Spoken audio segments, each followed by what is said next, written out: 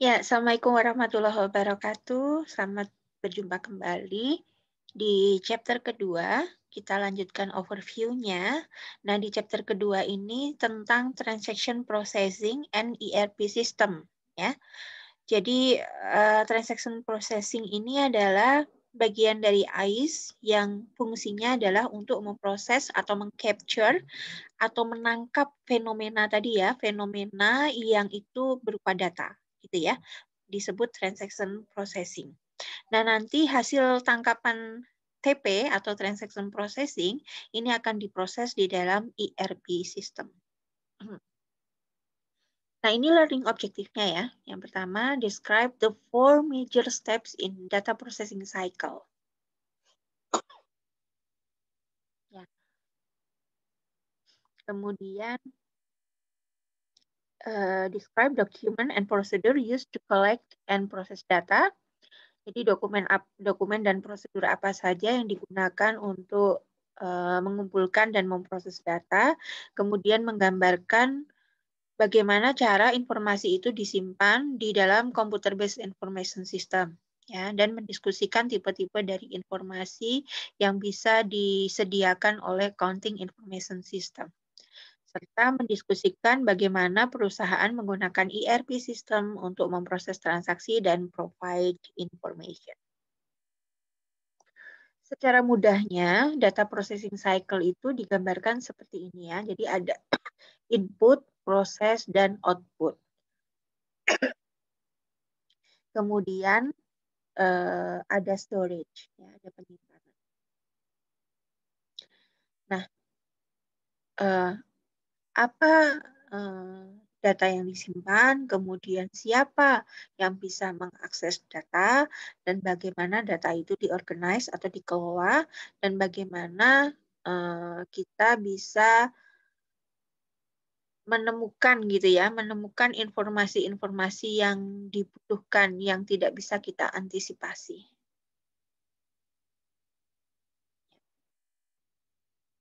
Data input atau disebut capture ya. Jadi data yang dimasukkan di dalam sistem itu dinamakan data input atau pada proses capture namanya ya, menangkap fenomena gitu ya.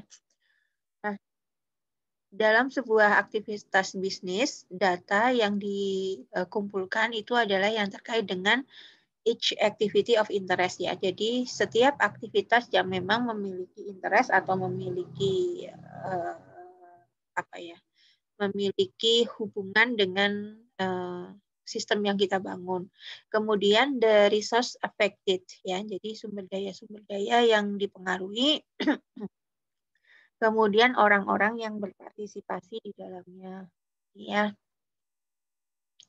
Kalau paper based source dokumen itu gambarannya seperti ini ya. Jadi perusahaan misalnya nih ya, misalnya ada transaksi penjualan gitu ya. Data are collected on source document ya. Jadi data yang dikumpulkan itu merupakan dokumen fisik ya. Contohnya sales order form. And the data from paper-based will eventually needs to be transferred to the accounting information system. Kemudian siklusnya ya, perputarannya, turnaround-nya ya, biasanya paper-based, kemudian dikirim dari perusahaan kepada customer, kemudian same dokumen ya. Dokumen yang sama itu nanti akan dikembalikan oleh customer ke perusahaan ya, menunjukkan bahwa barang yang dikirim sudah diterima seperti itu. Kalau sumber data yang sifatnya automaton ya, atau dia otomatis gitu ya, source data is captured, kemudian di dalam mesin pembaca form itu nanti akan diproses, dibaca gitu ya. Kemudian di waktu yang sama ini nanti aktivitas bisnis berjalan ya. Misalnya ATM dan point of sales. Nah, jadi kalau di ATM itu ketika Anda men-tap kartu ATM ya, atau memasukkan kartu ATM ke dalam mesin ATM, di saat yang bersamaan itu ATM akan mengeluarkan sejumlah uang yang Anda tarik gitu ya, atau yang Anda transfer, kemudian di waktu yang bersamaan juga rekening Anda akan berubah gitu ya. Nah, point of sales ini adalah mesin yang biasanya dipakai oleh kasir ya di penjualan. Jadi langsung kan di saat yang sama langsung diproses secara otomatis gitu ya. Ketika konsumen membeli barang, secara otomatis barang di persediaan akan berkurang, kemudian penjualan bertambah, kemudian nilai uangnya bertambah gitu ya. Kemudian nota keluar, Anda mendapatkan barang dan nota. Semuanya diproses secara bersamaan. Ya. Nah, data input ini kita harus perhatikan tentang akurasi dan pengendaliannya. Well-designed source document can ensure that data capture is accurate and complete. Ya. Jadi dokumen yang bagus di dalam sistem informasi akuntansi itu fungsinya nanti akan bisa memastikan bahwa data yang ditangkap itu akurat dan komplit.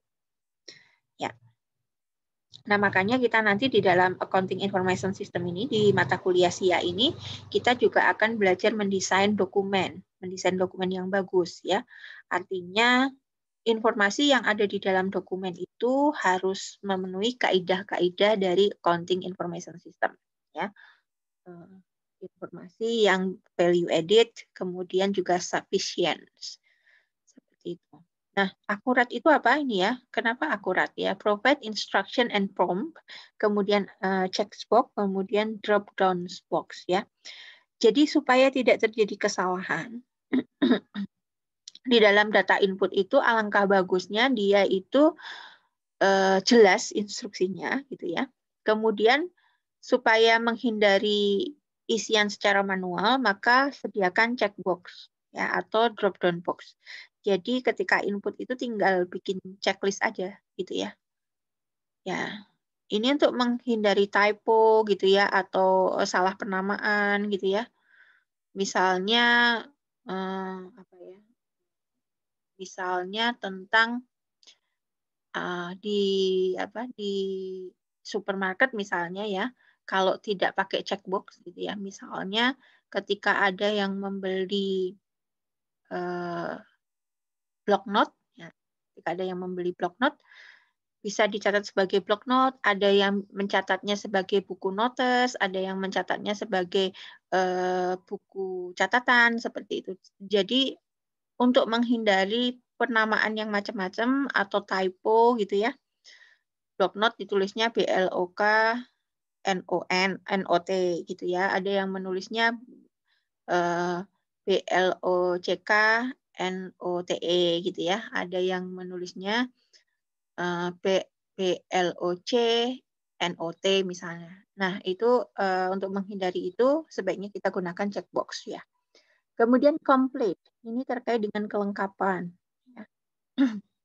Supaya komplit, kita perlu internal control support ya, kemudian pre-numbered dokumen ya. Jadi dokumen-dokumen data input itu harusnya bernomor urut tercetak ya, supaya tidak ada dokumen yang hilang. Tuh, jadi kita yakin bahwa semua dokumen ada di data. Ya. Kemudian data storage ya, penyimpanan data ini kalau di dalam Accounting Information System itu ada dua jenis ya, paper based dan computer based ya.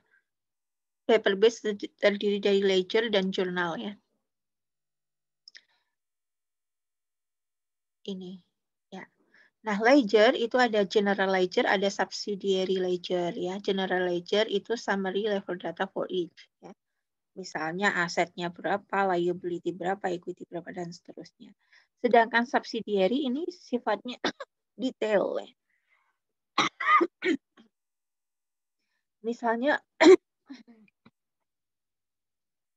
Misalnya tentang account receivable. Ya. Account receivable ini kalau di dalam subsidiary akan detail menyebutkan kepada siapa saja gitu ya piutang kita. Demikian juga account payable ya, atau mungkin persediaan itu akan detail ya. Kalau di subsidiary atau buku pembantu itu detail. Persediaannya ada berapa jenis itu akan detail disimpan di dalam subsidiary. Kemudian untuk jurnal itu ada general ledger, ada specialized journal ya. Ada general journal, ada specialized journal. Kalau yang general atau jurnal umum itu infrequent on specialized transaction ya.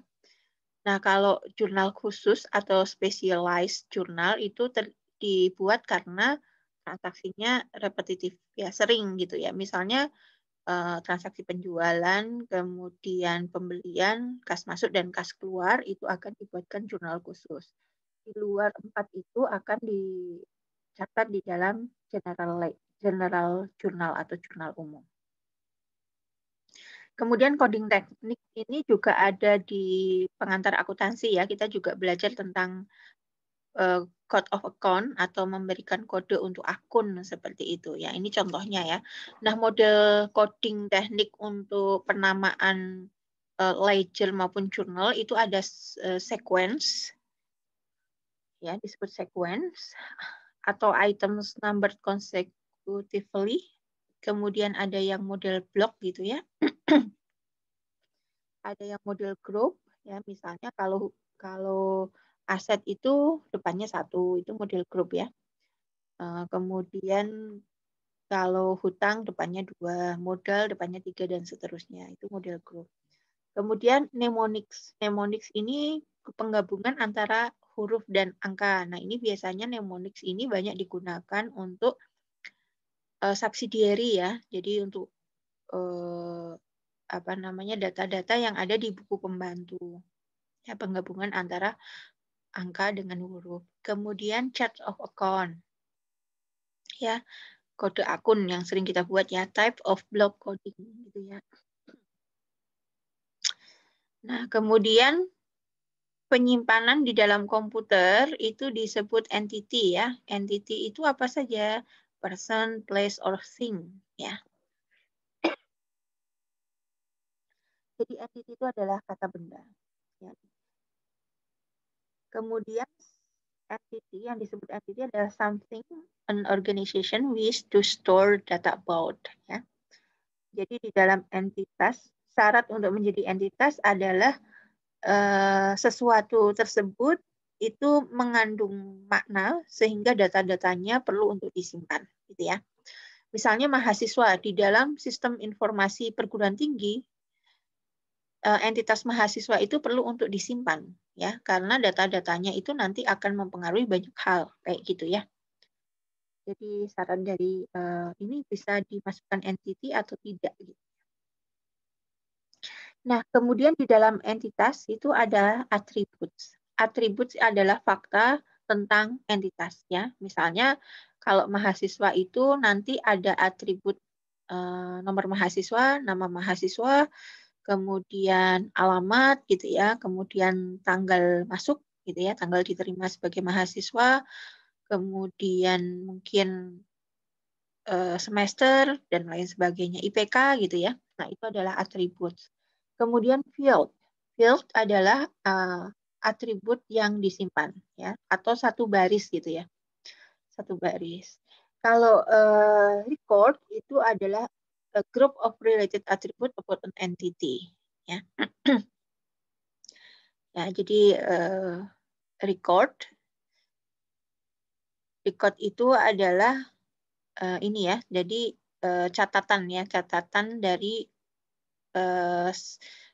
setiap atribut yang ada di dalam entitas. Ya. Kemudian file itu adalah group of related record. Jadi sekumpulan record itu disebut file. Misalnya file data mahasiswa itu terdiri dari semua data mahasiswa yang ada di UIN misalnya. Nah ini kalau digambarkan. Jadi customer number ini disebut atribut ya. Customer number, customer name, address, credit limit, balance itu disebut atribut. Ya. Kemudian ada ini record itu sebaris gini ya. Sebaris gini record. Ya. Kemudian kalau satu kolom gini itu disebut field. Field. Ini field ya. Jadi isinya customer name, semuanya itu berarti field customer name. Ya. Address juga begitu, credit limit balance seperti itu. Ya, jadi kalau satu baris lengkap gini, ya itu disebut sebagai record. Ya. Ada berapa record tergantung ya.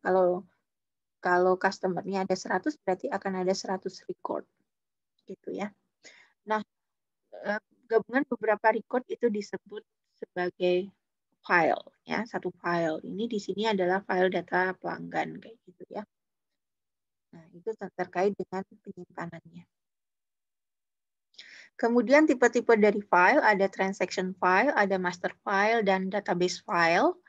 Itu ya, kalau transaction file itu berisi record dari bisnis dari sebuah bisnis from a specific period or of time ya, itu transaction.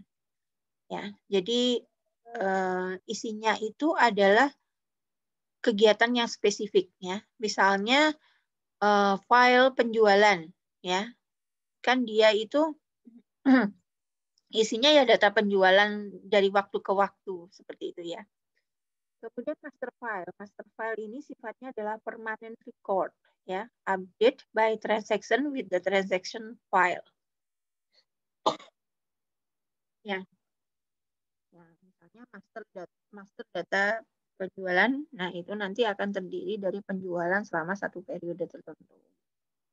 Kemudian database, ya database ini set of interrelated file, ya. Jadi database ini sifatnya dia tidak mudah berubah gitu ya. Jadi database itu adalah file yang sifatnya permanen, kemudian dia juga perubahannya tidak sering ya. Contohnya misalnya database mahasiswa, ya isinya data pribadi mahasiswa gitu ya. Database dosen, isinya ya data tentang dosen gitu kan, tidak sering diubah seperti itu. Ya. Kalau transaction, nah ini berarti kan data perkuliahan gitu ya, jadwal, kemudian nilai dan macam-macam itu ya, absensi gitu ya, seperti itu.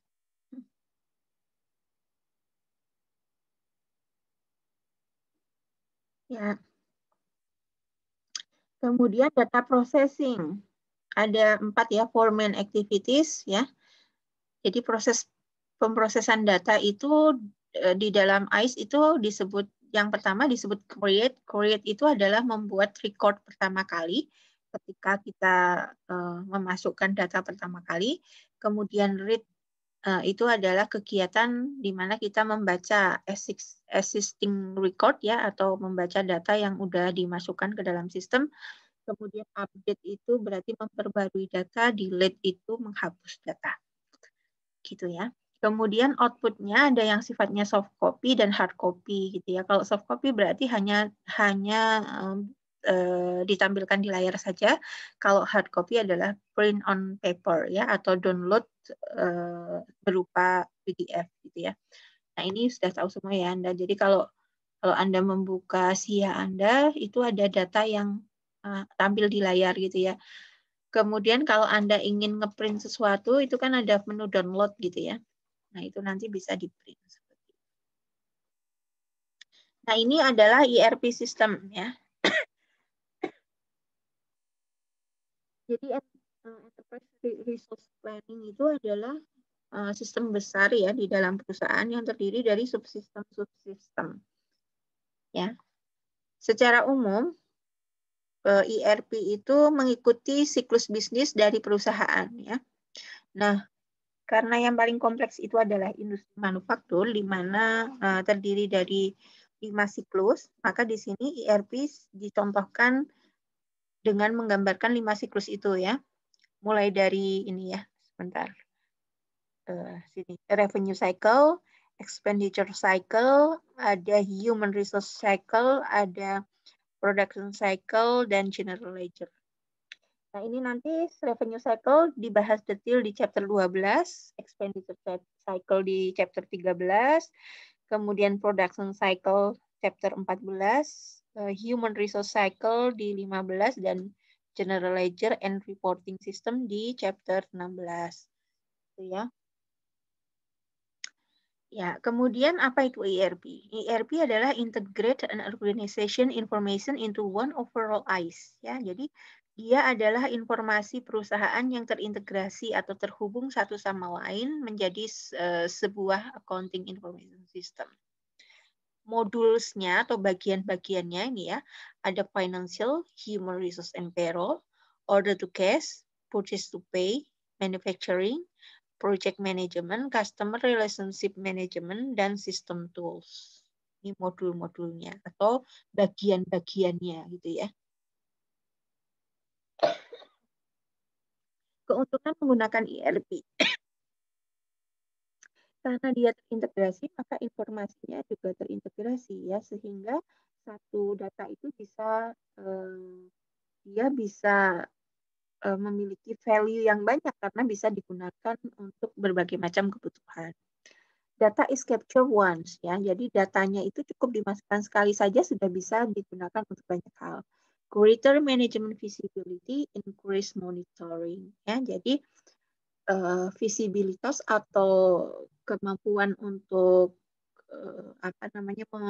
memandang manajemen ya secara keseluruhan itu lebih visible, lebih memungkinkan gitu ya.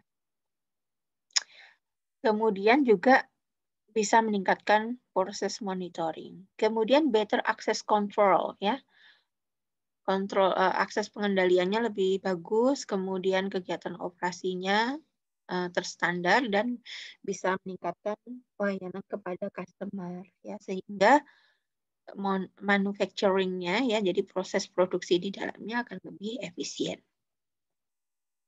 Tetapi ada disadvantage-nya, ya, ada kerugiannya atau pengorbanan yang harus kita keluarkan untuk menerapkan ERP.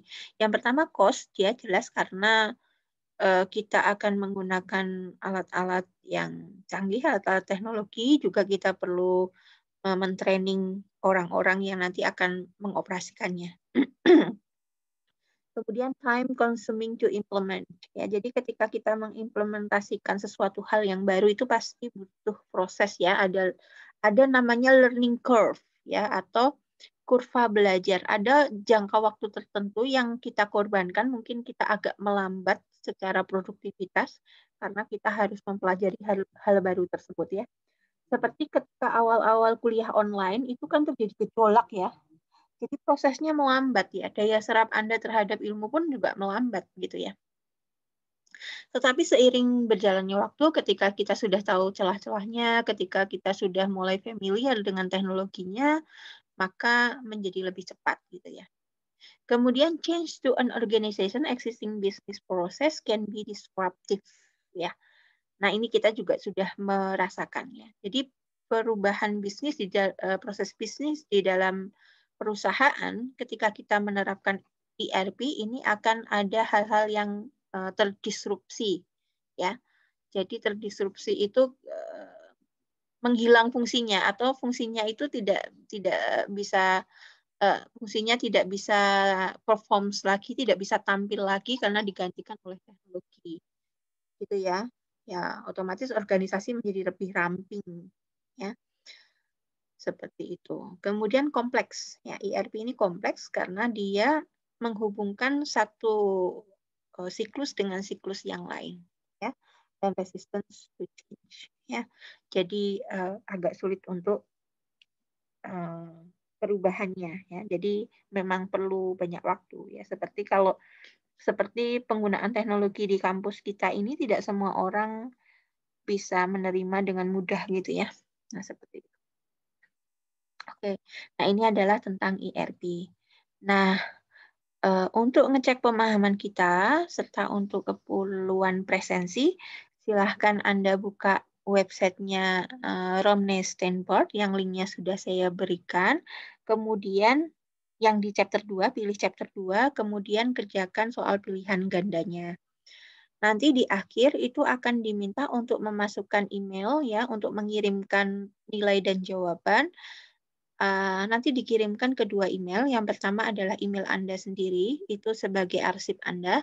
Dan yang kedua email instruktur, yaitu emailnya saya ya. Nanti supaya saya juga bisa melihat siapa saja yang sudah mengerjakan dan bagaimana progres Anda dalam belajar. Oke, jadi seperti itu saya rasa cukup untuk hari ini. Terima kasih sudah menyimak perkuliahan saya. Assalamualaikum warahmatullahi wabarakatuh.